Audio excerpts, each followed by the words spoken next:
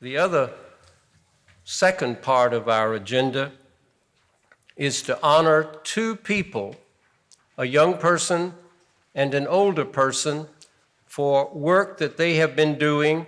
If Michael Hill will come to the mic first to present our book award from this North Caroliniana Society. Mike.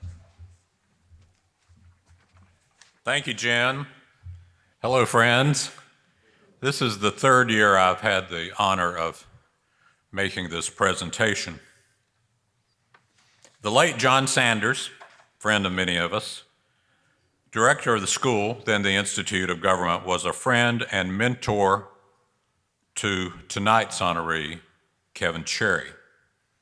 Mr. Sanders was also a dedicated reader of North Carolina history and frequently reviewed manuscripts for authors and for UNC Press. Mr. Sanders' test to determine the worthiness of a textbook or a survey of state history was to see how the writer treated the Reconstruction era, the period least understood and most often misportrayed. He would have found much to admire in this year's North Caroliniana Book Award winner. To remind you, the objective for this award is to identify the last year's, best book about North Carolina. This presentation is the award's 21st. The book selected this year is by Drew Swanson. It is entitled Man of Bad Reputation, The Murder of John Stevens and the Contested Landscape of North Carolina Reconstruction. It was published by UNC Press. A close second was Greg Hasimovich's work, Life and Times of Hannah Crofts, the true story of the bondwoman's narrative.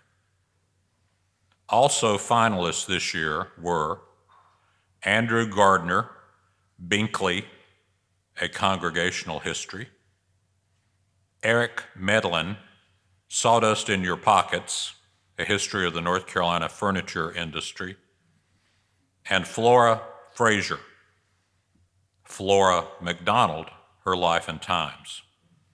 Joining me as judges were Jeff Crow, Rebecca Godwin, Howard Covington Jr., and Sam Irvin IV.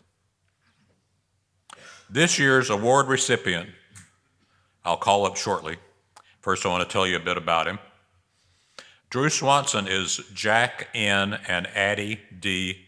Averett Distinguished Professor of Southern History at Georgia Southern University in Statesboro. Born in Southside, Virginia, and I'll point out that his parents are with him. Drew, attended Lees McRae College and Appalachian State before completing a PhD at the University of Georgia, where he studied with, among others, John Ensko, a friend of mine from back in the 70s. Among Drew's previous books is one about broadleaf tobacco. The present book is a powerful and insightful study of an event in 1870 that led to the so-called Kirk-Holden War and the impeachment and removal of Governor W.W. Holden. The murder of State Senator John Stevens at the Caswell County Courthouse, along with the mutilation and hanging of Wyatt Outlaw in Alamance County, was the culmination of Ku Klux Klan violence in the region. Author Swanson details step by step the horrifying event in Yanceyville. His is an honest appraisal and a nuanced portrait of those involved. The murder resonated for generations. Indeed, in 1919, one of the perpetrators, John Lee, L-E-A, John Lee penned a confession and visited R.D.W. Connor at the State Archives in Raleigh to place on file his account. Connor, it must be said, was sympathetic with Lee, and it was his version of events that was accepted by historians, students, and readers for decades. Remember, this was the era when Birth of a Nation played at the White House, and the Dunning School of Historians, among them UNC's J.G. DeRulhack Hamilton, dominated the discourse. The latter part of Swanson's study is historiographical, a much-needed corrective to the Connor and Hamilton school. His is not the first to set the story straight. He provides nods to Otto Olson, Alan Trelease, and Carol Troxler, among others.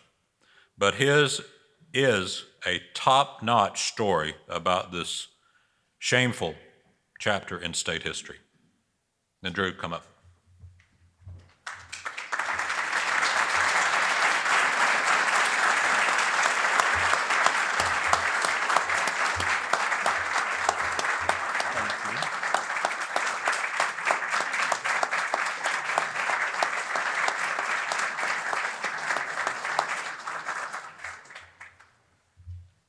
Well, thank you for the kind introduction, Michael. I really appreciate it. I'm going to go out on a limb and guess that I am the older person being honored. I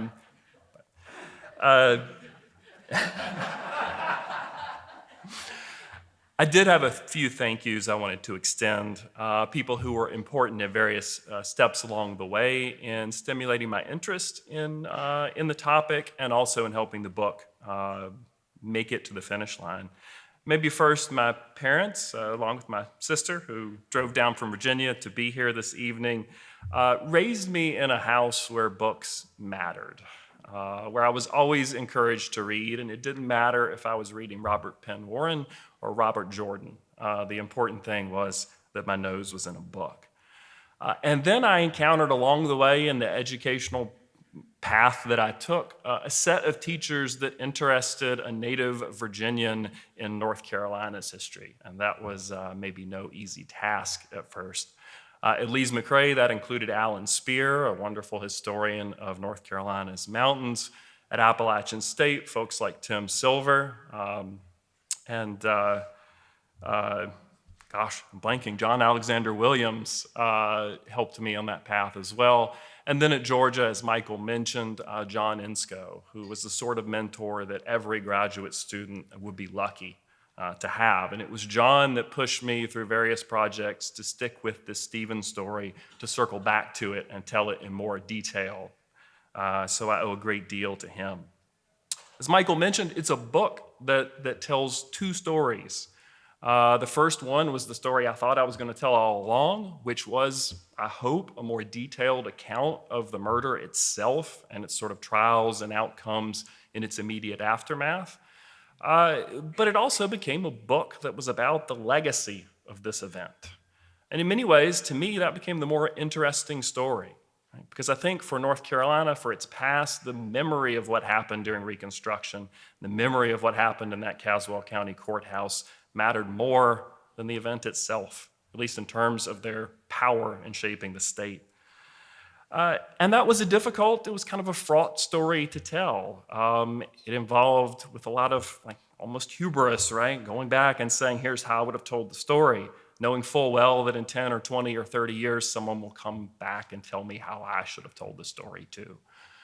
But it also imprinted in me a deep, lasting respect for this state's dedication to preserving and interpreting its past. So figures that in the book I'm sometimes critical of, figures like Olds, figures like Connor, folks who I praise like Alan Trelease, foundational figures like Bill Powell. This book left me with a deep respect for the work that they had done to preserve the past of this state. And that's why I feel so honored to win this prize from a society that has done so much to contribute to that work. So again, thank you very much.